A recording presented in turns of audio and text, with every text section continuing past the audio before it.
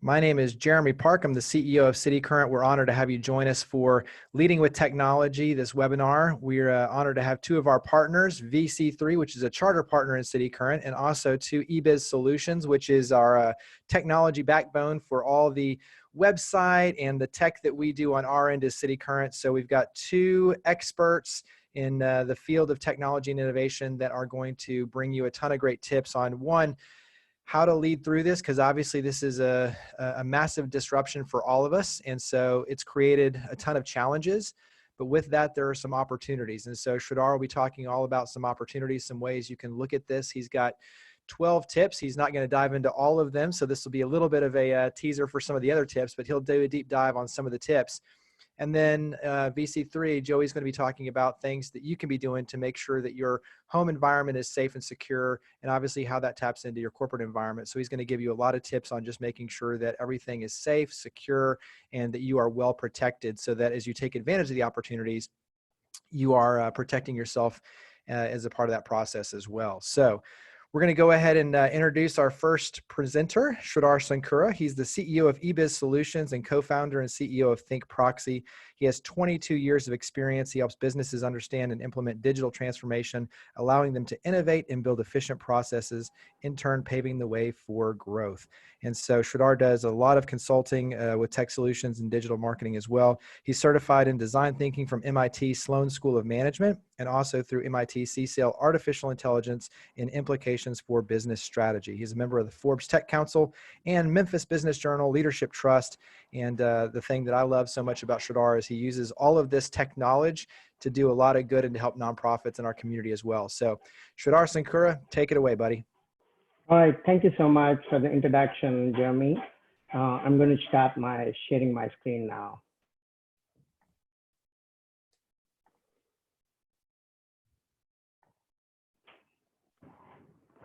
All right, everyone. I think you can all see my screen, right? All right. Thank you for joining in. I think this is going to be a great great tips. And all these tips are the tips that I have been going through from past several weeks and also from few years as we are starting transforming our company. And these tips have only accelerated us because of the disruption that has happened.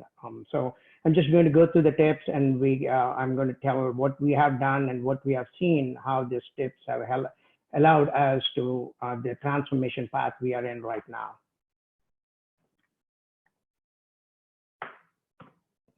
So one of the things like we call disruption, and everybody's worried about disruption, but disruption is not new to any one of us. We always get disrupted, right? So from thousands of years, we're getting disrupted, from agriculture to industrial revolution to things that steam engine. So everything started disrupting our lives, and we were slowly getting back and continuing our progress in our lives.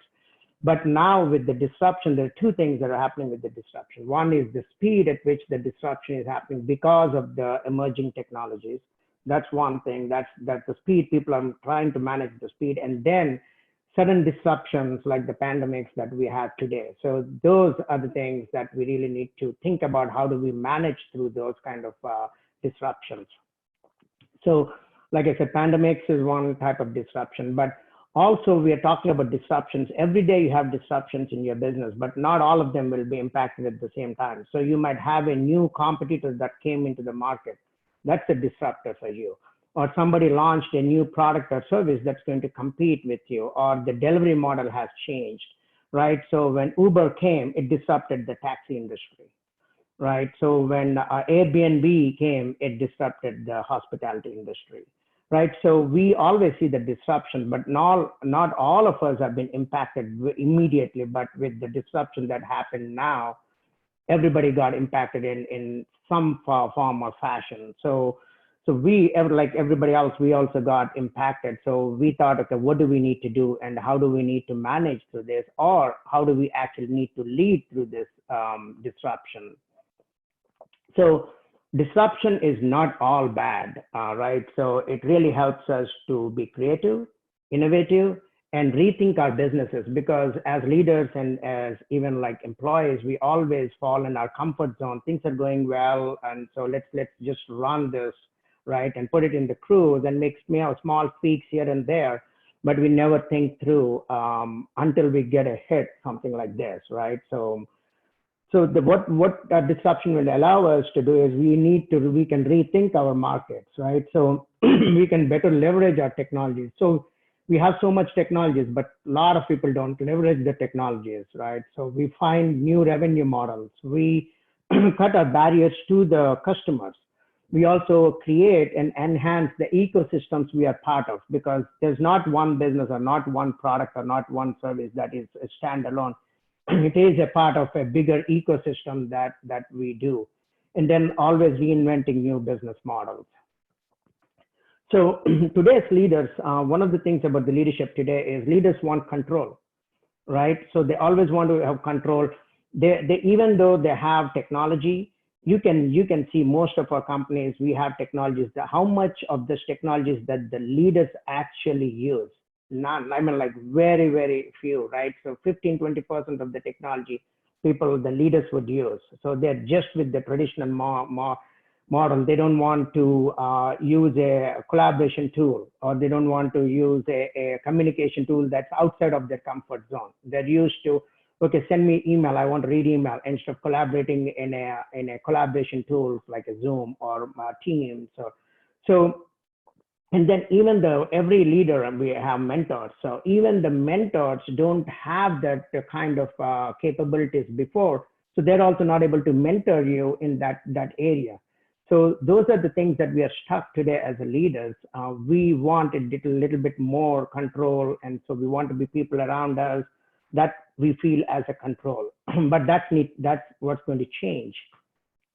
So now there's a new normal, right? So in 6 weeks or 7 weeks, we are in shutdown. So now we know all of this. A lot of us know how to manage Zoom or how to manage Teams and how to change your backgrounds, right? So we are coming up with creative ideas of backgrounds. We can see Jeremy has a great background, Andrew has a great background, and we are getting more creative. Is this all not available till yesterday? It was, but we didn't utilize it until we are forced to go into a habit we are not utilizing. So we know how much opportunities we are missing. So here are the 12 tips. All 12 tips, it is not really in an order, but it's not like only you will follow 2 or 3 tips and you don't follow the other tips. All 12 of them, I felt for our company and also the consulting companies you're working with, all of them matters. Everything in this matters. So we need to have a plan and what we are going to do for the tips. I mean, instead of tips, we can even call them as rules, right? 12 rules of growing the business or leading a business. So I'm going to go through actually 6 of them, the first 6, so that I can have another one because it's going to take longer. So each tip actually can take one webinar, but it's going to be very high level tips so that you know what you really need to manage and lead with those tips. So the tip 1 is your business model needs to be digital. So there is no other option. There is no other way you can run a business without being a digital company now. And I've been saying that for the last 4 or 5 years, people really didn't take it seriously. But now if you don't take it seriously, the survival of your business is going to be at stake. So that has to happen, the digital strategy first, which could be cloud first, AI first. So a lot of companies have moved into those, and you can see those are the ones that really did well during this pandemic. And redefining the customers, because we have to redefine our customers now. Our customers are changing after this, right? The redefining the value proposition. How are we going to provide the value to our new way of customers, the way they're thinking, their desires are? We need to have a new digital operation model. A lot of people have operation model. They don't have a digital operation model. And we need to lead instead of manage. As leaders, we need to be leading, not managing things, right? Culture matters. It's very, very important culture about companies and cultures, especially now when people have a lot of options to go and work and utilize their skills. And then we are in need of skills. So there's not of that many digital skills. So the mindset, especially the growth mindset culture, is very, very important. And you can see results very quickly with that culture itself. And making employee engagement as a top priority, right? So that is very, very important, having employees engaged within the company. We think that everybody, if it's there in their office, we are engaging them. Probably not. We need to figure out how do we engage our employees so that they'll be most productive while they're at work. And also employee alignment matters for the health of the company. That means like we need to know who are the employees that really going to help in health of the company. When I say health, it's not like physical health, but the company's health, right? You can have a great employee with a great skill set, but with a bad attitude, right? We need to figure out who they are, right? And learning and experimenting should be a new normal. That is what we have seen. The companies that have really done well today are the companies that have quickly learned and quickly experimented new things, like restaurants closing the doors but still cooking, but instead of serving, they're delivering, right? How did they change the model quickly, right? So they experimented different things, right? How did they use a Facebook or any tool that they have? How did they experiment, and they're learning about it? And then how are they securing it, right? So that's going to be covered by Joey later on. And competition, people think competition will be a competitor coming in a certain vertical. It is not just a vertical. It can come from anywhere, right? For cameras, iPhone was a competitor. For a music company, iTunes was a competitor. But also customers' inertia and anxiety is also a big competitor for us. If a person cannot make the change because they're emotionally driven, and then they're not able to make, that's also competition. Customer itself is our competition.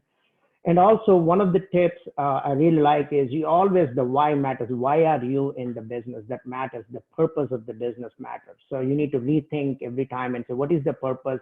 Are we delivering what the purpose we are thinking about?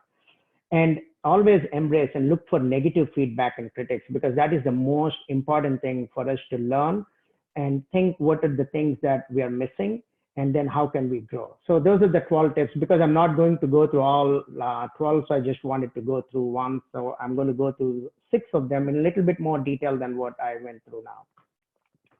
So first, we need to think about the digital leadership takes the strategic chair in a company. If your company doesn't have the digital, whether it's going to be a consultant coming in and doing it for you, or if you have a digital, like a CIO or a chief digital officer or somebody, you're not making progress. You can't just sit without the IT in the center chair and helping you to go through the growth of the company, because technology is the underlying growth engine for companies. Now, it is not a cost engine, it is a growth engine for companies now.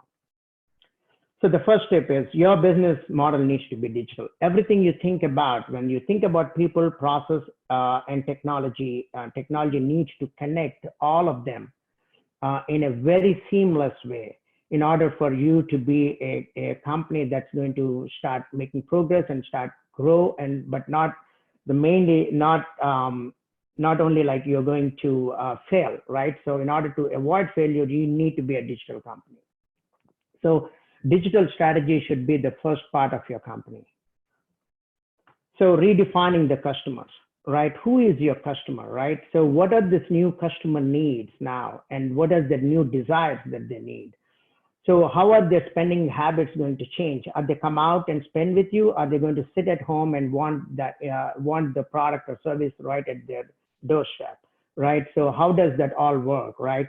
How does your delivery model change? Are they coming to you, or are you going to them, right? So how is it happening right now, right? So for example, you might want to set up a meeting. You're always good at meeting people, shaking hands, hugging, sitting and telling stories, but people might not want you to come and meet with them for several months, right? So how do you bring that same thing in a digital format, right? Using Zoom, like what we're doing right now, or Microsoft Teams or WebEx or any of the digital tools. How do you bring the same thing and in the same model, what you're doing physically, but how do you bring digitally? So you need to think about what are the safety concerns that people have coming to workplaces, right? So like right now we are working and looking at thermal cameras. So schools might need thermal cameras. Big office buildings need a thermal cameras that's going to look at your temperatures as you're walking by, right? So you might have to wear masks,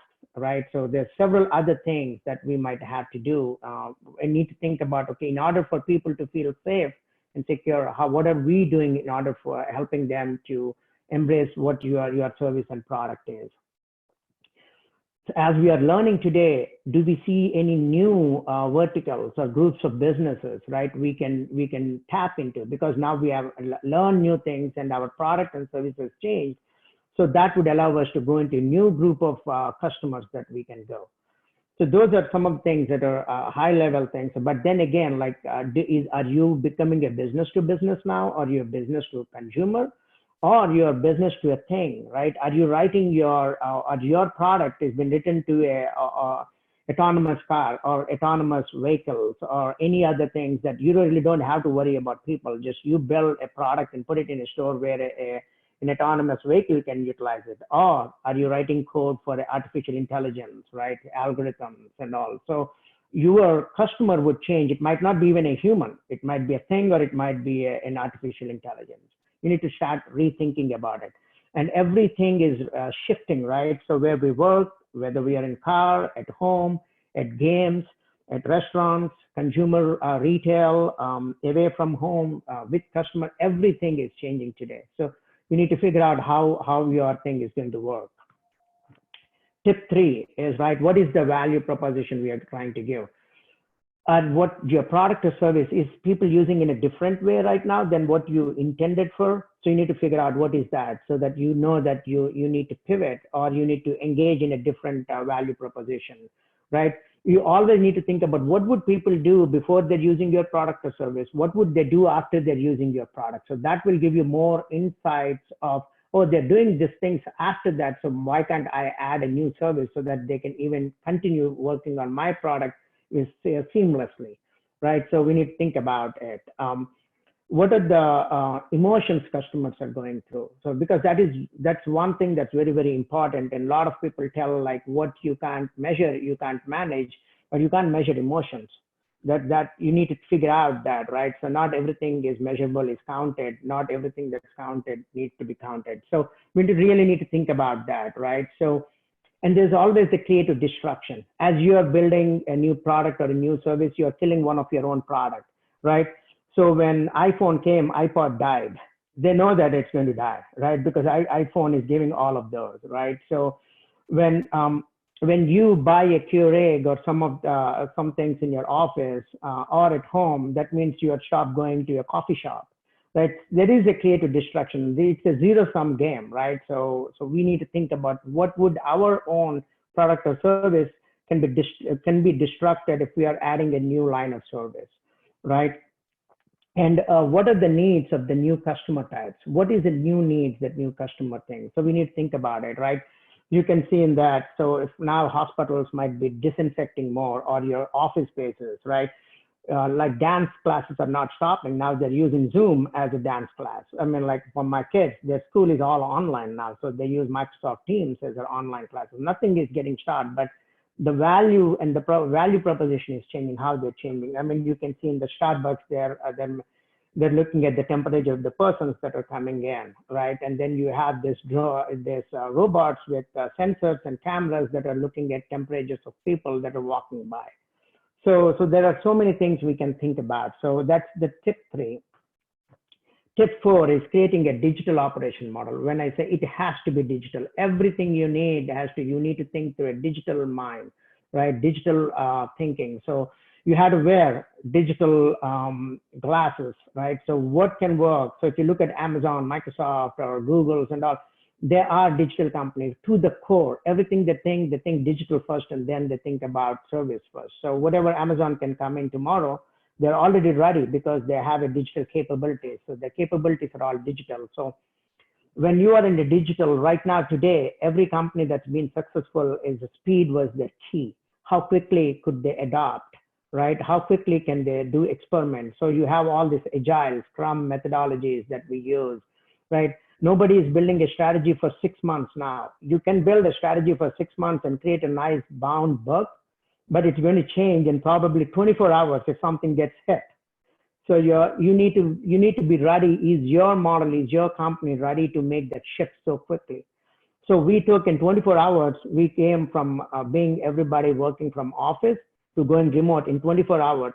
This just took us 24 hours to adopt, right? So you need to think about how does that work, right? So we need to do experiments and think about how does those kind of things will work tomorrow, right? Banking is becoming digital, so you can use, and one thing that's good news for everybody is technology is available today. It is, how do you think about it? How do you put it in a creative way that's going to help you, your employees, and your customers provide the best services possible? I mean, like if you can see, delivery is there. So one of the picture out there that I'm showing is that's our team here in Memphis. We are just having our meeting the other day. So we all used to be at office. Now we are online and we can quickly get connected and then talk about things. So share about the screens and do whiteboard sessions and everything right from the digital tools. So leading instead of managing, right? So when things happen, we quickly fall into managing, which is like we are trying to make the immediate choices, urgent needs. But so those needs to be delegated to your teams. What as a leader, we need to think about what could be in 2, 3, 4, 5 steps ahead. What kind of obstacles can come because we are in this position today. That is what you need to start focusing on, right? You got to be, during this kind of things, you got to be very transparent to the employees and to the customers, right? So I send every customer a letter of what's going through in our office and how we are adopting to manage their expectations.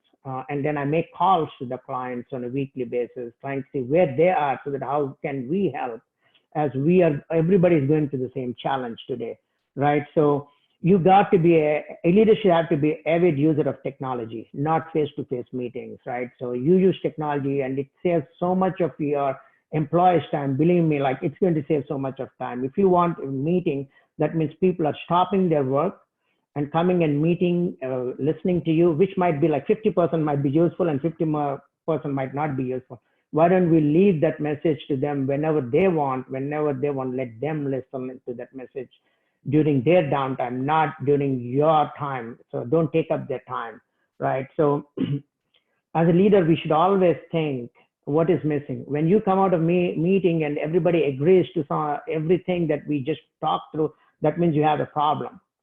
Somebody is missing something. You should never go out of a meeting and saying that, oh, we got everything worked out. If it's in one meeting you have done that, that means something is wrong.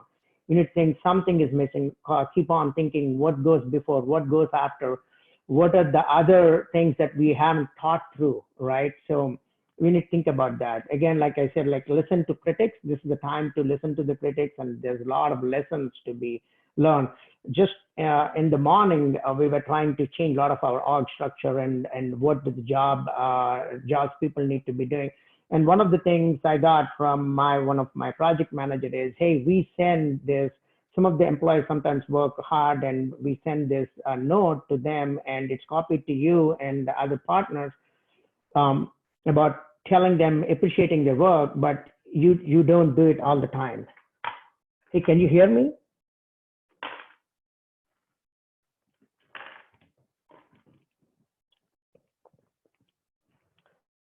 Hello? We can hear you. Yeah, sorry about it. I think I lost. So that is very, very important. So he said like, hey, you don't reply to that email. So that demotivates sometimes people. They want to hear from you. So that's something that I need to learn, right? So I need to make sure that I have to do that every time. And again, like if you're comfortable, most of the time we feel comfortable, right? So when you are comfortable, that means you're not in the right path, right? So, I mean, you got to be uncomfortable to be in right path. And several times as leaders and also as project managers or supervisors, we need to bring everything that we are doing to our level and see where are we the obstacle, what are our role in this particular project or in the particular company. How is it, how it relates to the team, relates to the customers, and also relates to the process and systems that we put in place. So that's very, very important. So I use my analytics and it tells me my focus times, how many emails I'm doing, how many emails I'm missing, how many times I'm getting into Teams meetings and on time, and how much focus time I have. So that can give a lot of insight, because all of this, what we are trying to do is everything as a digital tool. So how well we're going to use the digital tool. And then the sixth is the culture, right? What I always preach from last 2.5 years, I started reading books about the culture and the mindsets, and we really came to the growth mindset. I've read a lot of books, and growth mindset is what we really are thinking. So what that helps is it will not allow you to go into panic mode. So it allows that if something happens, yes, let's take it, figure it out, and let's learn from it. What is the new things we can do that can come out of this? How can we utilize everything that's going on right now, right? And you can see, because of this pandemic, so many people are using so many creative ways. So in one of the pictures, you can see like there's a middle picture that shows a red circle. That red circle, if you see, there's a cell phone in there. That is one of our employees that is actually working remotely in a village, has connectivity problems. So that's the only place he gets good connectivity. So he put a blanket so that it doesn't get hot from the sun, and he put it as a cap to put the phone there, and that's how he's using the connection to his computer to work, right? And then you can see in China, they have this already app that when you have to show wherever you're going to that app, and if they scan it, if it turns green, that you are allowed to walk into it. If it turns red, that means something is wrong with you. So you can see like how City Current started, they've done so many meetings, so many events on a daily basis, right? Now you can see how quickly they adopted into online. So you can see how many things are going and how many people are reacting to it and interacting with it, right? So, and then you can see the new robots that are doing everything. And then I'm going to play this. This is a new MIT app that they just released, that you can see that it's quickly tracking the social distancing with your app. If you see the red, you can see that people are getting closer. If it's green, that means they're doing the social distancing, and it alerts in your phone that you're getting closer to people. So all this kind of, if you have this growth mindset, so you always want to try new things, and always feedback is going to be very constructive for you. It's going to be very inspiring. Everything, challenges and sharing information is very, very important. So I think it's very good to read the book called Mindset by Carol Dweck. So that's a great book to understand the mindsets. And so one of the things I always want to do this quote is, the greatest danger in times of turbulence is not the turbulence, it is the act with yesterday's logic. That's what we all do. We completely fall back into what we are used to from the history. And then that's what we're trying to implement, which is not going to work present. So that is my 12 tips, 6 tips out of the 12. So rest would be continued. We'll come up with some time. Later, we're going to do another one. But if you all have any questions, I want you to put the questions in the chat. And now I'm going to turn to Jeremy. Thank you so much. Yeah, great job, Sridhar. We'll give you a round of applause virtually.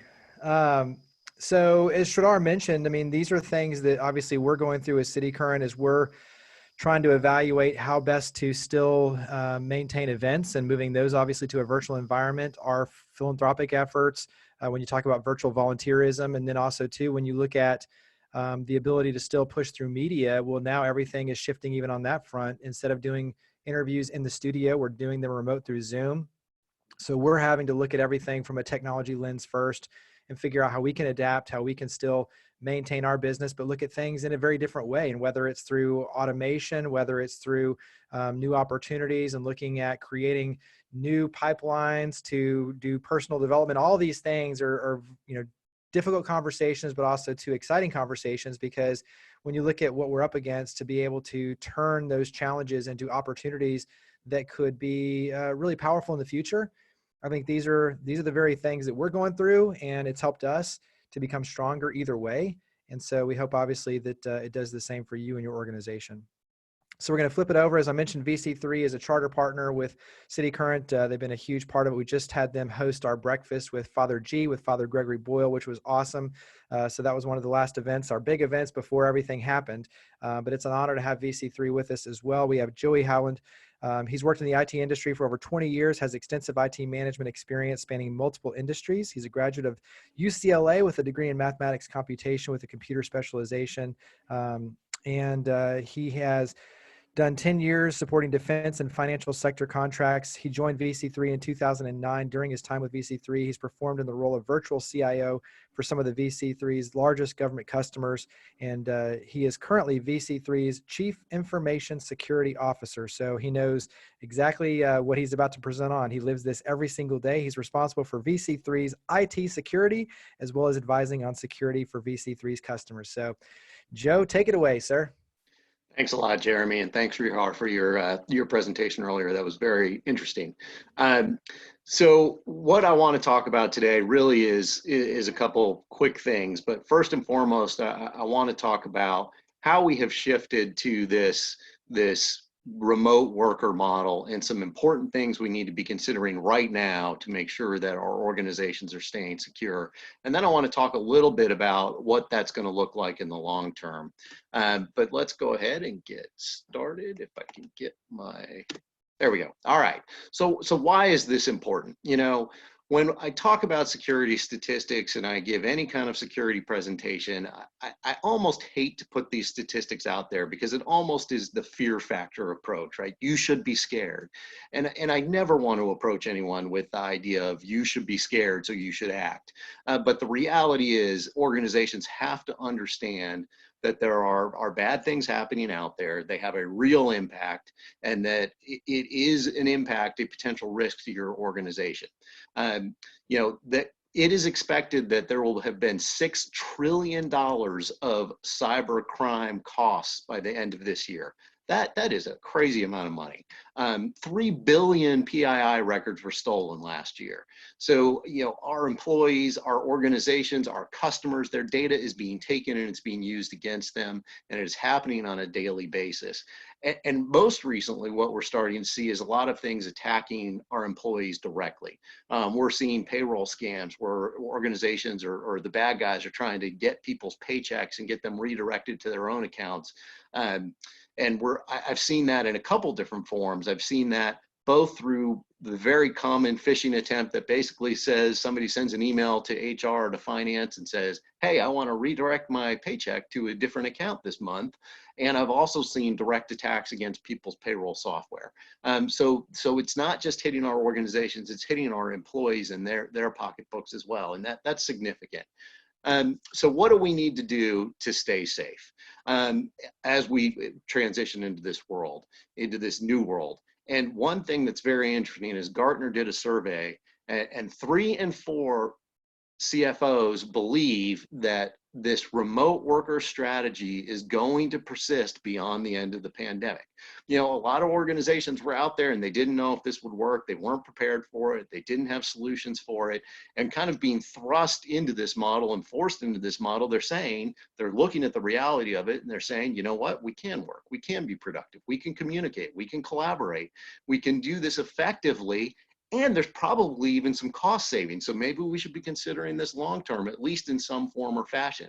So while I don't think we're going to be looking at empty office buildings like we are right now, there certainly is the long-term reality that organizations are going to shift more to this mode of supporting a remote worker. So why is home different? What is it about moving into our home that makes it a little different from sitting in our office? Well, first of all, as soon as your user moves to their home, they've moved outside of your organization's security boundary. We have all created these carefully crafted security fences around our organizations to protect our data, to protect the business, to protect our users. And as soon as our users go home, they are no longer sitting in those security boundaries. They've moved outside of that carefully crafted fence that we have constructed. Our users at home are frequently working on shared computers. You know, if they aren't taking their corporate laptop home with them and working off their corporate laptop, they may be working on their home PC. They may be using that with their kids, their spouse, their roommate, their shared devices. And I can tell you, my kids certainly are not as careful about what sites they visit as I do. They go finding free games all the time, right? So I have to be aware of that when I get on that PC and be attentive to what things they are doing. And then, as always, anytime there is a natural disaster or any kind of crisis, we see a spike in the attempts to leverage that crisis by the bad guys to take advantage. And we are definitely seeing this around COVID-19. We are seeing a high increase in targeted attempts to leverage people's fear about the virus to get them to do foolish things on their computer so that they can install malware, steal information, get a backdoor into systems. So it's very critical that we are aware of that. So what do we do? How do we approach this as organizations? What do we need to do, ask our end users to do? First and foremost, when they go home, we've got to ask them, are you running a current operating system? Many of our users, if they're not technology savvy, they may have bought a computer 10 years ago with Windows 7 and they've never thought about it again, right? We need to be encouraging our users to get upgraded computers, make sure they're on supported operating systems. And once they're on supported operating systems, we need to be encouraging them to get the latest patches, get them installed, install those patches, keep those home machines secure. Microsoft has Patch Tuesday every single month, and every single month they release patches that are critical to maintain the security of your environment. So make sure your users understand that and they're staying on top of those patches so they are keeping those home PCs up to date. Same thing goes with their web browser, whether you're using Edge or Chrome or Firefox or Opera, I don't care. Whatever browser you're using, they all have vulnerabilities occasionally. Make sure your users understand how to keep those devices keep those browsers up to date and keep them secure. And then finally, I'll say, make sure your users are running quality antivirus at home. There are so many free solutions out there, and a lot of home users download those free solutions and use them. There's a reason those solutions are free, and they can provide some layer of adequate protection for your users, but they are not the equal to the commercial solutions that we deploy in our offices. And we really need to encourage our users to be running good quality antivirus. Provide it to them if you feel like you need to. Most of these antivirus packages that I've listed here cost anywhere between $20 to $45 a year. That is a small price to pay to maintain the security of your organization's data. So provide these solutions to your end users, let them run them. I've listed some good options here: Webroot, Bitdefender, Norton, McAfee. Those are all good quality AV products. I know there are 100 opinions out there about all of them, and those aren't the only ones out there, but find one that you like, that you trust, that is a reputable antivirus package, and get it out to your end users and let them install it on their home PCs. And then again, probably goes without saying, but make sure they're keeping those virus signatures up to date as well. Next, they need to secure their network.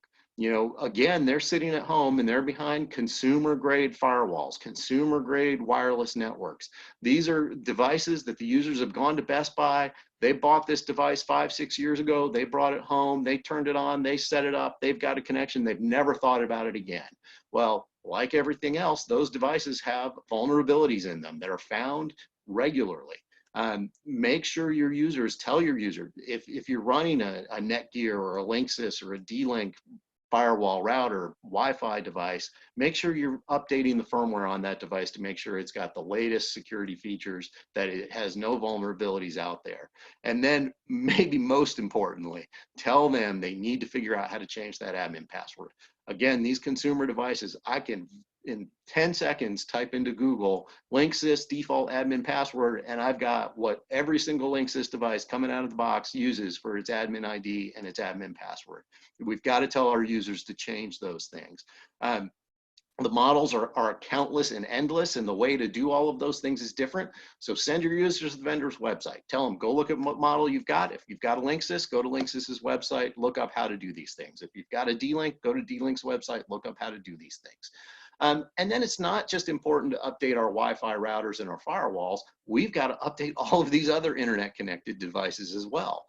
We have thermostats that are internet connected. We have security systems that are internet connected. Google Nest, Amazon Alexa, all these devices that sit on our home networks that we really don't think about day to day, that could potentially be used as a backdoor for somebody to get access into one of your users' networks therefore getting access into their computer, therefore potentially getting access into your corporate network. So encourage your users wherever they've got those smart devices on their network that they do go update them. And yes, I put a toaster on there, kind of a joke, but there actually is such a thing as a smart toaster. Pretty funny, actually. And actually, a little side note on this one, a lot of us as organizations are putting HVAC controls on the internet or camera systems on the internet, and we need to be very cautious about when we do that as well. We turn those things on, we allow access from the internet so that we can control those devices remotely, but we're not thinking about them, we forget about them. They, like everything else, have security vulnerabilities. They need to be updated, they need to be kept secure. Ideally, you want them tucked away behind your firewall, not internet accessible. Next. This goes without saying, we tell our users this on a daily basis in the office, and it becomes even more important at home. Teach them to be click cautious. Phishing attacks are always prevalent, always out there. Certainly our users are probably checking personal email in the office like they are at home, but when they're at home, they tend to be a little more casual. They're a little more likely to click on that link that their friend sent them from Facebook. They're a little bit more likely to be curious about that information they just got through an ad and click on something. Really encourage your employees to be very, very cautious, even at home when they're browsing, when they're reading emails. 95% of the successful attacks last year started in email. I can spend as a hacker, I could spend months trying to hack through an organization's firewall. I can spend 5 minutes crafting a clever email message that a user is going to click on that's going to give me all the access I need. So really, really train your users and teach your users to be extremely cautious about emails and how they respond to emails and how they interact with them. And again, unfamiliar websites, talked about this a little while ago, but certainly there are lots of websites out there taking advantage of COVID-19. There are maps out there that provide real information, accurate information, but they come along with a payload that is malware and destructive things that users are getting because they're viewing these maps. So tell your users to be very cautious. Next, your data. Now my user's sitting at home and he's taking my data off of my network and running it locally. Do I have a way to get that back? Am I making sure I'm backing that data up, or is now sitting on that home PC the only place that data exists? If that PC crashes, am I going to lose that data? If it gets corrupt, am I going to lose that data? So making sure your organization has a methodology around making sure this data is backed up and kept in some place where it has multiple copies. Lots of tools we're using: Microsoft OneDrive and SharePoint, Google Drive, Citrix ShareFile, Box, Dropbox. All of these are good options for backing up our data. I will say, I am not talking about the free versions of these tools, right? I am talking about the enterprise levels of these tools. Box, Dropbox, Citrix, Google Drive, all of these have enterprise features that allow you as an organization to control that data, control the distribution, monitor the distribution. I'm not talking about signing up for a free Google account and using your Google Share. This is a little different, but as an organization, think through this and encourage your users to use one of these so your data is staying safe. Enabling multi-factor authentication. This really is an organizational control, and I encourage you, if you do not have MFA in place on your remote access solutions, that you figure out how to do it and do it quickly. MFA is one of the best protections we can put in place. Our users, again, phishing, our users are giving their IDs and passwords away through phishing attempts. MFA protects us from that. Real quick notes on MFA. I won't spend a lot of time on this, but security questions are not MFA. MFA is something you know and something you have. A question, was your first dog's name, is another thing you know. It is not something you have. Something you have is one of those old school token fobs with the rotating numbers on it. Your phone, a security certificate. It is something physical that the user has to have that allows them to interact with MFA. And then the last thing I'll say is email really should be your last MFA option. There are a lot of systems out there and tools out there that basically will send the user an email that gives them a code that they then have to put into the system for that multi-factor authentication response. Because email systems are compromised so quickly, the very thing you are using for MFA may be compromised and allow somebody to get that token. So don't use email unless it is the only option. Next, make sure you're giving your users real secure access options. How are they remoting into your environment? How is your organization controlling access? Maybe you've got virtualized desktops through Citrix, maybe you've got VPN connectivity, whatever it is, make sure it's set up securely, put MFA on it like we just talked about. A note here, Microsoft RDP, terminal server, whatever you call it, is not secure. Microsoft would probably not like me telling you that, but the reality is if you look over the past couple of years, RDP has been breached many, many times. Microsoft keeps patching it. As soon as they patch it, new vulnerabilities are found, and within weeks of a new vulnerability being identified, there are active attacks against it. If you have RDP or you have a terminal server or a remote desktop server, that's fine. It is a good remote access solution, provided it has another security boundary in front of it. Put it behind your firewall, put it behind your VPN solution, don't have it exposed to the internet. That's how the Atlanta breach occurred. It came through RDP. RDP is not a good, solid, robust security solution. And then finally, I'll just say this, tell your users to communicate suspicious activity. If they see a suspicious site, if they click on a link and they don't understand, they think, oh, wait, something just happened and I'm not sure what it is, don't just ignore it and pretend nothing happened, because the possibility that malware or something malicious just got installed on one of their systems is real. Tell them, encourage them to communicate that so somebody can go follow up behind them, look at what's going on, validate that their environment is staying safe, and validate that your environment in turn is staying safe.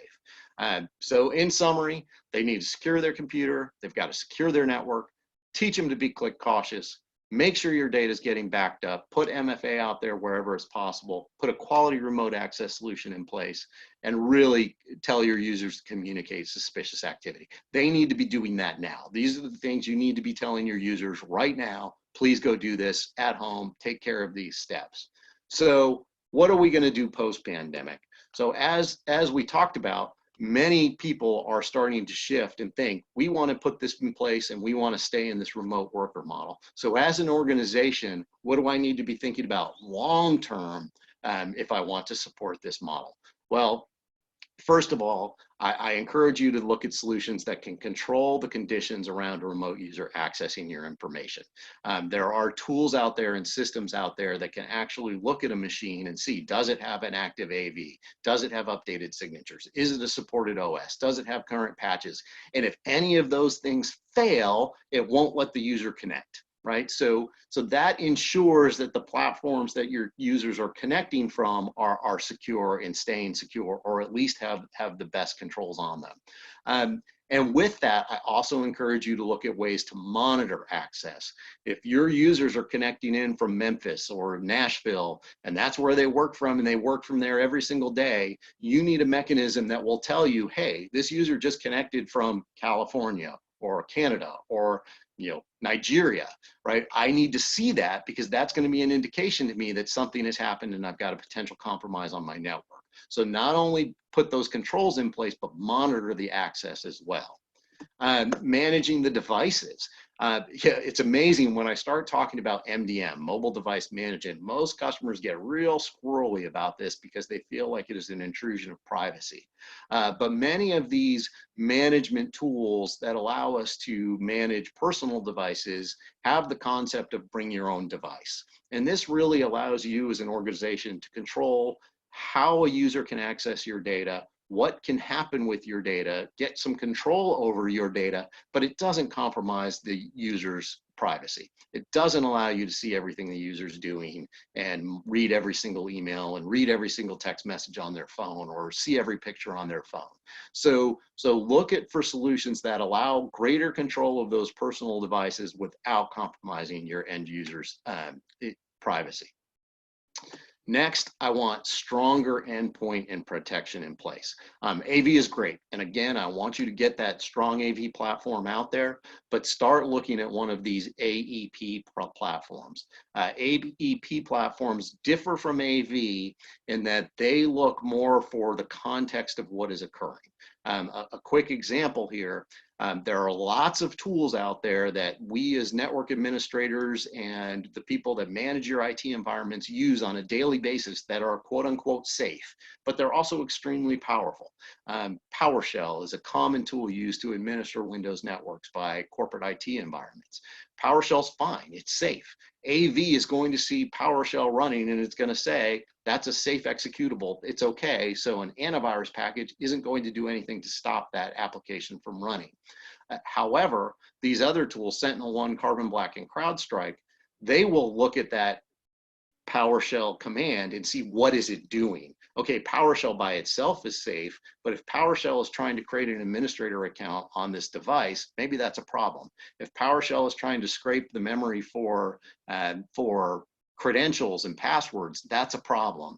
And these tools have the ability and the sophistication to see those kinds of patterns and stop those kinds of attacks.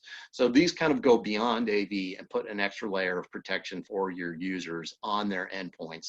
And again, as they move outside of our corporate networks and our firewalls and all the sophisticated security we've put in place, having these more advanced protections in place on the endpoints can be a big step up. Stricter data controls. I want to make sure that anytime my users are taking data off my network, that I know what they're taking, that it is protected, that it is coming back into a place where it can be backed up, so I'm not losing control of that data. Lots of ways to do this, depending on what platforms you use. Lots of ways to control this, but before I can really put those controls in place, I also need to know what data is out there and what data is important to me. Me creating a policy that is about testing new applications in my environment is not going to be as critical to me as a document that has all of my payroll information and employee social security numbers in it, right? So I've got to be able to classify this data and then put tools in place that say, hey, this data is critical. It can't be copied off my network. Or if it is copied off my network, it needs to be encrypted. I can't just allow that data to move outside of my environment. So make sure we've got those data controls in place so that in a long-term situation, as people stay home, that our data is remaining protected. That's it. I will always say it, click cautious, not click curious. Stay that way, think safe, stay safe, and enjoy your work environments. And thank you all very much. Yeah, thank you, Joey. You get a round of applause as well. Great stuff. And especially super deep dive, which is extremely helpful. So I know Andrew's got a couple of questions that have been coming in. We've got about 10 minutes, a little less than 10 minutes. We'll do some Q&A. As Sridhar mentioned, if you have questions, go ahead and put them in the chat box. We'll try to answer as many of those as possible. But Andrew, I know you had a couple come in, so we'll go ahead and throw the floor to you. All right. Well, Joey, Sridhar, thank you. That was incredible information. And I know I had so many questions on the onset and you all answered so many of them during the presentation. One of them that we received said, we use a great training software called KnowBe4, but what other training softwares would you suggest for employers to provide employees? So are we talking about security training or are we talking about general yes. training? Okay, Yeah. So on the security training front, KnowBe4 is a great platform. KnowBe4 is very automated, which is something I really like about KnowBe4. And you can set it up and really you don't have to do a lot of day-to-day management. If I had a criticism of KnowBe4, it would be that some of their content is a little dry, a little sterile. It's not as engaging to the users. There are other platforms out there that I think probably do a better job of creating compelling content. New company, not too old, out of Atlanta called Get Curricula is a really good one.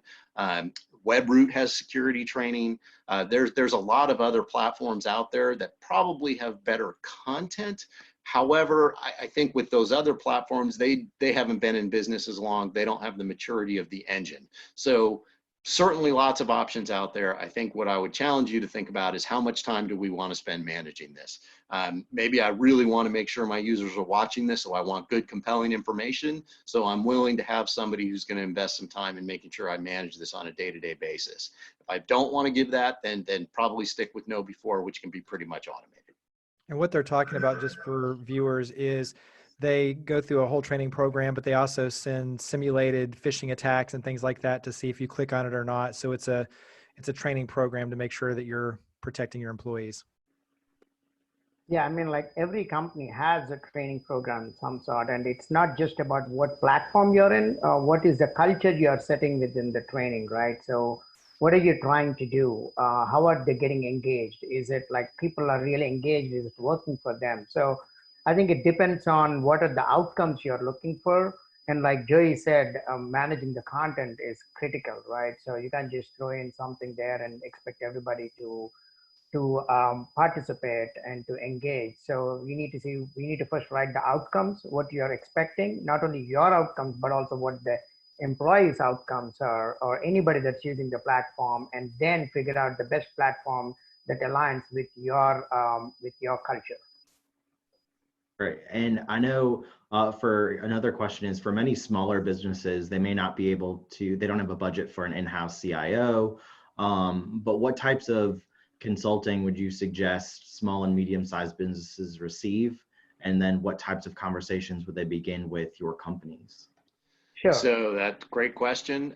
Certainly there are lots of organizations out there. VC3 is one of them, but there are others. So I'm not trying to be too much of a salesperson here, but there are lots of organizations out there that have that concept of a virtual CISO or a virtual CIO, both roles, and or a fractional CISO or a fractional CIO. So the idea is that these organizations can give you don't need a full-time CIO if you're a 100-employee organization, but you still need that skill set. You need somebody who's going to give you strategic guidance.